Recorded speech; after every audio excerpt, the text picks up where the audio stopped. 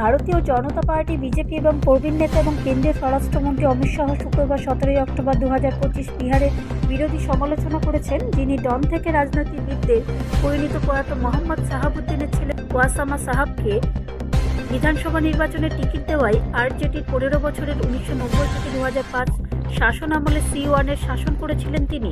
রাষ্ট্রীয় জনতা দল আরজেডি C1-এর জেলার রঘুনাথপুর বিধানসভা কেন্দ্র থেকে ক্ষমতাসীন জনতা দল ইউনাইটেড প্রার্থী বিকাশ কুমার সিং ওরফে যিশু সিংয়ের বিরুদ্ধে মিস্টার শাহকে প্রার্থী করেছে। বিহারের জনগণকে সতর্ক থাকা উচিত, কারণ শাহাবুদ্দিনের ছেলের নাম রাষ্ট্রীয় জনতা দলের তালিকায় রয়েছে।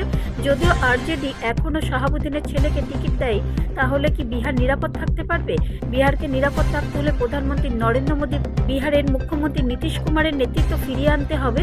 তারাইয়ার নারায়ণপুর পোর্টস গ্রাউন্ডের এক জনসভায় ভাষণ দেওয়ার সময় মিস্টার শাহ বলেন, তিনি সরন জেলার তারাইয়ার এবং আমনৌর বিধানসভা কেন্দ্র থেকে যথাক্রমে বিজেপি প্রার্থী জনক সিং এবং কৃষ্ণ কুমার মান্টুর সমর্থনে প্রচারণায় চালাতে সেখানে গিয়েছিলেন।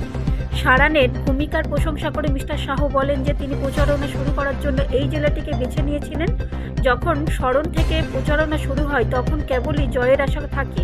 মিস্টার শাহ আরও বলেন যে 20 বছর আগে জেডিইউর প্রধান নীতিশ কুমার এবং জাতীয় গণতান্ত্রিক জোট লালুর জঙ্গলরাজের বিরুদ্ধে লড়াই করছিল এবং আজও তারা জঙ্গলরাজের মানসিকতার বিরুদ্ধে লড়াই করছে। বিহারের জনগণের এনডিএর উপরে আস্থা রাখা উচিত।